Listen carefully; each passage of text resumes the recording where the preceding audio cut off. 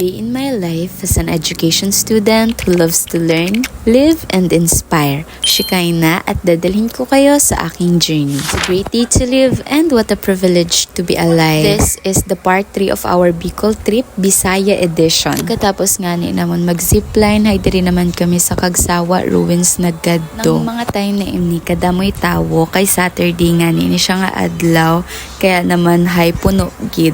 Wa na kami naggadto banda dito sa pinaka-unahan gid kay damo nga nag-picture dire lang kami sa gilid-gilid man. 45 pesos nga ni ang in the entrance fee dire, pero kung student ka igo may discount. Kalilipay nga ni ini namon iya kay di kami tigo mag-posing.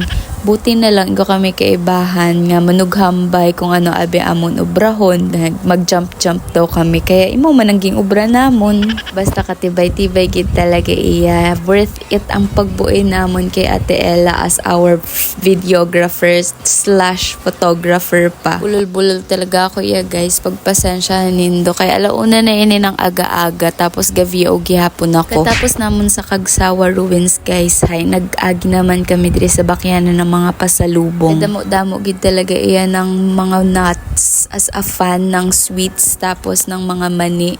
Grabe, parang heaven talaga siya. Sa kadamo ng pwede bakyon, hindi talaga ako makapili ng maayos. So, may mga pulveron, tapos may mga yemaman. Habang gapamakay nga ni kami guys, ay pakiramdam namon hay ning turista gid kami. Damo gid talaga siya pwede bakyon dire, pero ang gingbuoy ko lang hay ning duwa nga pili nuts na ato sa jar. Tapos nagbakay man ako ning pulveron kag yema. Pagkatapos namon magbakay ng mga ikugpasalubong namon sa amo ning mga pinalangga. Dili naman kami nagkare sa National Museum ng Daraga Albay. Ini nga ni high walking distance lang sinda ng Kagsawa Ruins tapos ng Mayon ATV. Kaya ako gani gina-expect na igugali sinda museum. Tapos, ini siya guys, high exhibit. Tapos, ginapakita niya itong mayamang culture ng mga taga Bicol. Present yung mga collection ng mga different bato, mga fossils. Tapos, mas naunawaan ko talaga yung mga anyong lupa sa region ninda. And one thing I'm grateful for ay dahil ging free ninda ang entrance fee. So, libreng makakapasok yung mga estudyante na katulad namin, tapos yung mga turista na mas matuto pa about sa kasaysayan, sa agham, and kultura ng hindi gumagastos, diba? Mas napalaliman ang ako knowledge about sa culture ng Bicol. Grabe, sobrang yaman pala talaga ng mga taga Bicol. Mayaman sila sa minerals, sa magagandang views, tapos yung mga pasyalan.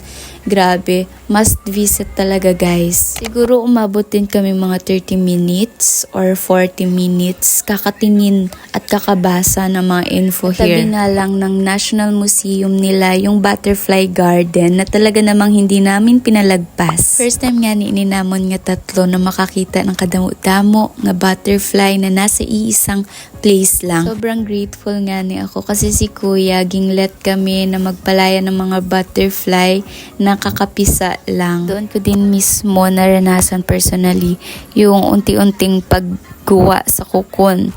Parang bagong simula ng buhay nila. Grabe no? Parang life lang. It's all about transformation. Hindi lahat ng pagbabago ay madali o mabilis. Minsan, kailangan mo talagang maghintay at magtiis bago ka maging fully yourself. Katulad ng mga paru-paro nga ini. Dumadaan tayo sa proseso bago maging kung sino talaga tayo. Ito, di man natong hambay nga waya ginamadali ang proseso or hindi minamadali ang growth dahil lahat ng maganda or tanan nga maayo, pinagdadaanan muna ang proseso. At syempre higit sa lahat, na-realize ko kung gaano kagaling, ka-amazing ang ating Lord dahil yung simpleng caterpillar, God designed the process that turns it into something so beautiful and free. Parang reminder man sa aton that everything has a purpose, even the waiting season.